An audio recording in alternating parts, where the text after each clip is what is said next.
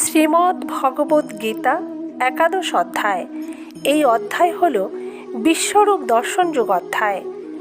অর্জুন তার অতি আপন সখা ভগবান শ্রীকৃষ্ণের অতি উগ্র ঐশ্বর্যময় বিশ্বরূপে দর্শন করে অত্যন্ত ভীত ও সন্ত্রস্ত হয়েছেন। অর্জুন এই ভয়ানক দৃশ্য দেখে সহ্য করতে পারেননি।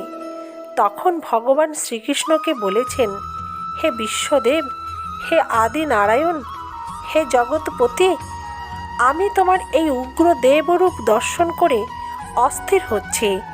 দয়া করে তুমি আমাকে বলো, এই উগ্র দর্শনধারী তুমি কে?